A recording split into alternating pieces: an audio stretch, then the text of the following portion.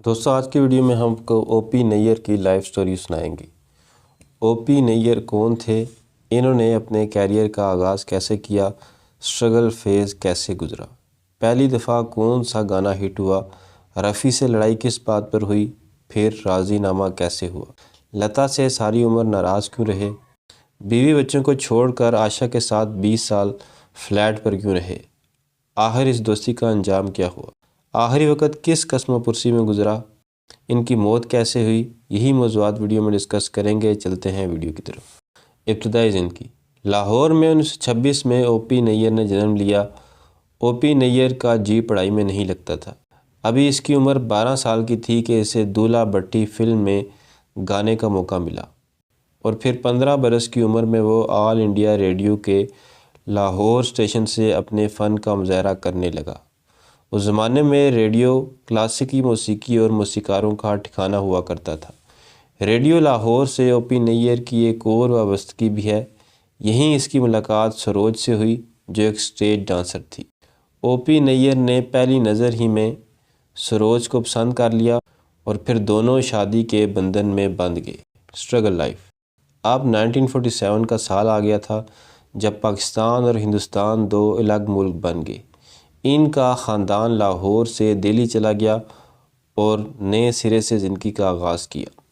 او پی نیر کی پہلی فلم کنیز تھی، جو 1949 میں ریلیز ہوئی، لیکن کامیابی کی دیوی ابھی تک اس سے کوسوں دور تھی۔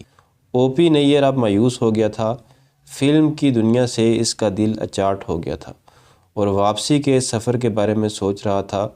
تب معروف پروڈیوسر، ہدایت کار اور اداکار گرو دت نے او پی نیر کو حوصلہ دیتے ہوئے کہا کہ تم میری فلم میں موسیقی دو گے۔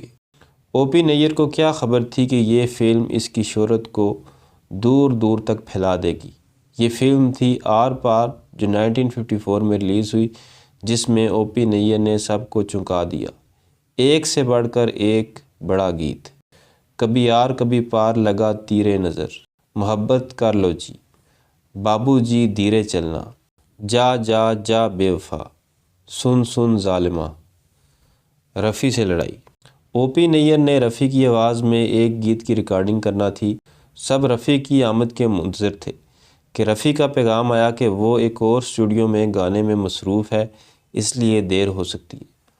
او پی نیر نے جواب دیا، ٹھیک ہے، اب تم وہیں پر رہو، یہاں آنے کی ضرورت نہیں۔ یوں او پی نیر صاحب رفیع سے ناراض ہو گئے۔ وہی رفیع جو ان کے پسندیدہ ترین گلوکاروں میں سے ایک تھے، لیکن او پی نیر صاحب اپنی مرضی کے خلاف کوئی بات برداشت نہ کر سکتے تھے۔ ناراضگی کا یہ عرصہ 3 سال پر پھیل گیا۔ ہندوستان کے شاعر احمد وصی صاحب نے ایک انٹرویو میں بتایا تھا کہ عید کا دن تھا۔ اس موقع پر رفیع نے او پی نیر صاحب کو سوئیاں بھیجیں۔ یہ صلح کا پیغام تھا، لیکن او پی نیر صاحب نے اپنے ایک اسسٹنٹ سے کہا، یہ سوئیاں واپس دے کر آؤ۔ شاید ان کے دل میں تھا کہ رفیع خود کیوں نہیں آیا۔ جب رفیع کو پتہ چلا کہ او پی نیر نے سوئیاں واپس کر دی ہیں، تو اس نے اپنی گاڑی نکالی اور سیدھا او پی نیر کے گھر چلا گیا۔ دروازے پر دستک کی آواز سن کر او پی نیر نے دروازہ کھولا۔ سامنے ان کا عزیز دوست رفیع کھڑا تھا۔ کچھ لمحوں تک دونوں ساکت کھڑے ایک دوسرے کو تکتے رہے اور پھر بے اختیار ایک دوسرے کے گلے لگ کر رونے لگے۔ لتا سے آخر دم تک ناراض کیوں رہے؟ لتا، جو اس وقت صف اول کی گلوکارہ تھی، کہتے ہیں کہ لتا او پی نیر کو دیے گئے وقت کے مطابق اسٹوڈیو نہ پہنچی، تو او پی نیر نے اسی دن یہ تہیہ کر لیا کہ وہ کبھی لتا سے گانا نہیں گوائیں گے۔ یہ ایک مشکل فیصلہ تھا، کیونکہ بطور میوزک ڈائریکٹر یہ او پی نیر کے کیریئر کا آغاز تھا، لیکن وہ اپنی دھن کا پکا تھا۔ پھر دنیا نے دیکھا کہ وہ لتا کی آواز کی سیڑھی استعمال کیے بغیر صف اول کا موسیقار بن گیا۔ جب او پی نیر سے پوچھا جاتا کہ اس نے اپنی موسیقی کے لیے لتا کی آواز کا استعمال کیوں نہیں کیا، تو اس کا جواب ہوتا کہ لتا کی آواز میری موسیقی کے لیے موزوں نہیں، لیکن در حقیقت معاملہ کچھ اور تھا۔ عائشہ کے ساتھ فلیٹ میں اکیلے رہنے لگے۔ نیر ایک وجیح انسان تھے، گورا چٹا، اونچا لمبا قد اور سر پر ہیٹ۔ یوں وہ کسی مغربی فلم کا ہیرو لگتا تھا۔ اس کے چاہنے والوں میں خواتین بھی تھی۔ یہ صورتحال اس کی بیوی سروج کے لیے ناقابل برداشت تھی۔ ایک دلچسپ واقعہ سنتے جائیے۔ او پی نیر کی گلوکارہ عائشہ سے ملاقات ہوئی۔ جو جلد ہی گہری دوستی میں بدل گئی، اس حد تک کہ او پی نیر نے اپنا گھر چھوڑ دیا اور ایک اپارٹمنٹ کرائے پر لے کر آشا کے ساتھ رہنے لگا۔ دونوں کا یہ ساتھ 2 دہائیوں پر محیط تھا۔ اس دوران او پی نیر نے آشا کے لیے خوبصورت دنیں بنائیں اور اس کو شہرت کی بلندیوں پر پہنچا دیا۔ کہتے ہیں محبت کا سحر ایسا ہوتا ہے کہ آپ اپنے ارد گرد کو بھول جاتے ہیں۔ او پی نیر کے ساتھ بھی یہی معاملہ تھا۔ وہ بے دھڑک آشا کے ہمراہ محفلوں میں جاتا، اسے کسی کی باتوں کی پرواہ نہیں تھی۔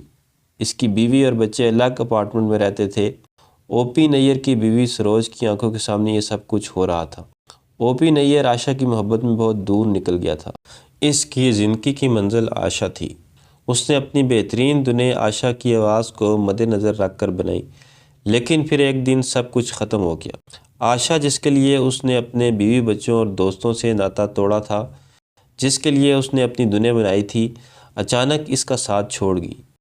او پی نیر اور آشا کا ساتھ 18 سال پر محیط تھا، جو 1956 سے شروع ہو کر 1974 میں اپنے اختتام تک پہنچا۔ آشا کو او پی نیر نے شہرت کی بلندیوں پر پہنچا دیا تھا۔ اب اس کو او پی نیر کی ضرورت نہ رہی۔ اس نے music director R D Burman کا ہاتھ پکڑا اور پھر ایک دن اس کی شریک سفر بن گئی۔ آخری وقت۔ عمر کے آخری برسوں میں او پی نیر بمبئی کے قریب ایک فیملی کے ساتھ پیئنگ گیسٹ کے طور پر رہنے لگے۔ شہر کے ہنگاموں سے دور اس گمنام سی جگہ میں ایک گھر کے ایک کمرے میں او پی نیر نے تنہائی کو اپنے گلے سے لگا لیا تھا۔ ان سے ملنے والوں کی بھیڑ اب باقی نہ رہی تھی۔ اکا دکا کوئی دوست آتا تو وہ گئے وقتوں کی باتیں چھیڑ دیتا۔ وہ دن جب او پی نیر کی موسیقی کا جادو سر چڑھ کر بول رہا تھا۔ کیسے کیسے خوبصورت گیت او پی نیر کی دھن میں امر ہو گئے تھے۔ ایک پردیسی میرا دل لے گیا، اشاروں اشاروں میں دل لینے والے، آئیے مہرباں، آؤ حضور تم کو ستاروں میں لے چلیں، لے کے پہلا پہلا پیار۔ اس طرح کے گیتوں کی ایک طویل فہرست تھی، لیکن جب ملاقاتی چلے جاتے اور او پی نیر اپنے کمرے میں تنہا رہ جاتا تو اسے پرانے دنوں کی یاد گھیر لیتی۔ کیسی عجیب بات تھی کہ اس کی اپنی بیوی اور بچے اسے ڈس اون کر چکے تھے۔ اب سردیوں کا موسم شروع ہو گیا تھا اور او پی نیر کی طبیعت خراب رہنے لگی تھی۔ آخر 28 جنوری کو او پی نیر کی بے قراری کو ہمیشہ کے لیے قرار آ گیا۔ دم آخر اس نے وصیت کی تھی کہ اس کے مرنے کے بعد اس کی بیوی اور بچوں کو اس کا چہرہ نہ دکھایا جائے۔ اس کے ساتھ ہی اس نے اپنے سب گانوں کی رائلٹی کے حقوق اس لڑکی کے نام کر دیے جس کے والدین کے گھر وہ رہتا تھا۔ اس کی وصیت کا احترام کیا گیا۔ کہتے ہیں اس نے اپنی زندگی میں جس چیز کی خواہش کی اسے حاصل کیا۔ صرف ایک تمنا ایسی تھی جو پوری نہ ہو سکی، اپنے دلبر شہر لاہور جانے اور اس کے گلی کوچوں کو دیکھنے کی تمنا۔ تو دوست، یہ تھی میری آج کی ویڈیو۔ ملتے ہیں اگلی ویڈیو میں، تب تک اللہ حافظ۔